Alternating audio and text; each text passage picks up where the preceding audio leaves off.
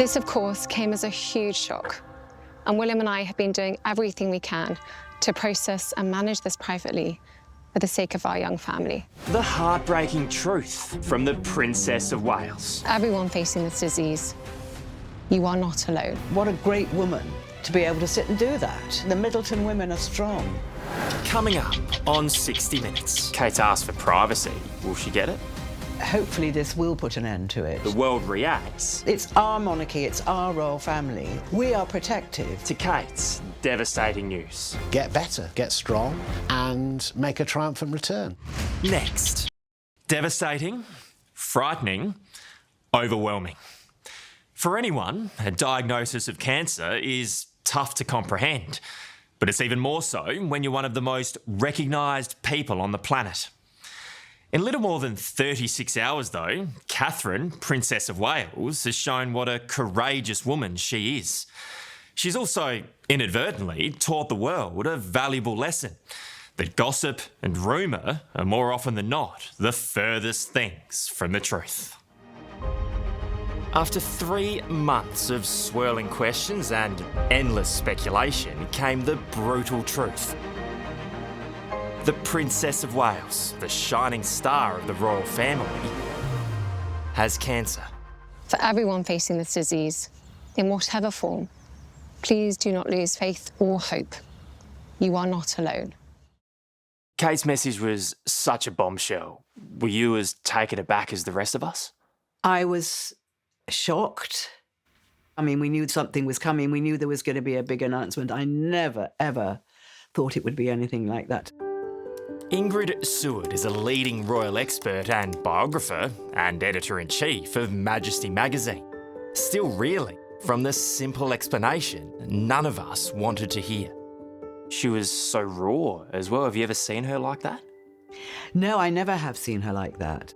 This was very, very personal, and you could see that she was quite emotional, and I think it was very brave.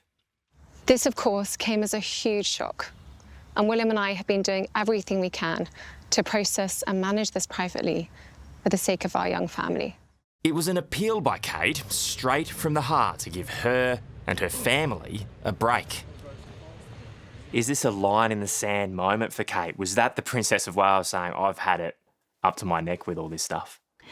I rather feel that it was a line in the sand, but she was saying it because she felt there was no other way round. I mean, we still don't know what kind of cancer that Kate is suffering from, and obviously she doesn't feel that she has to tell us that, and why should she?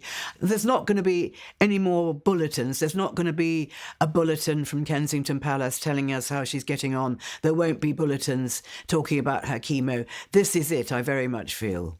But most importantly, it has taken us time to explain everything to George, Charlotte and Louis in a way that's appropriate for them and to reassure them that I'm going to be okay. What do we understand about the timing of the message? When did Kate find out about the cancer? So she's obviously known for some time, but you could see that she must have been under enormous pressure and strain, and her big anxiety was to keep it from the kids until they finished their school term. Well, in the UK now, it's the beginning of the long Easter holidays, so this was the moment that she agreed that she would put it out. Catherine's announcement put an end to months of hurtful innuendo. Where are you, Kate?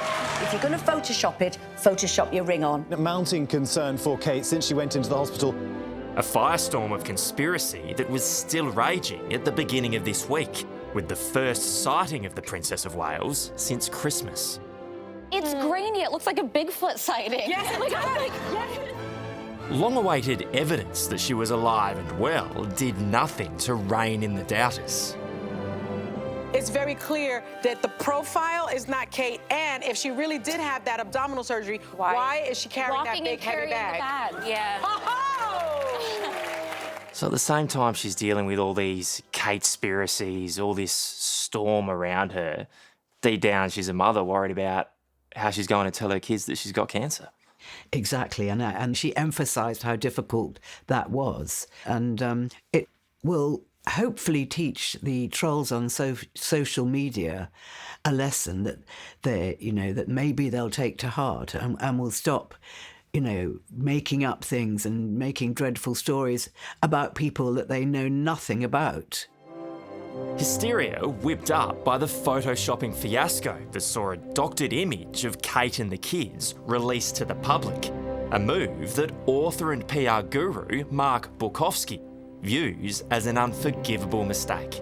I've been commenting on PR failures, particularly with the Royals, for many years. I've never quite experienced such a feeding frenzy on this crazy set of events. It's just been a catalogue of errors, and it shows a royal household that frankly has not really coped with the social media age. Mark reckons the trolls of the internet need to pull their heads in. The killer is we're in a media age driven by the unregulated internet, where it then becomes freewheeling.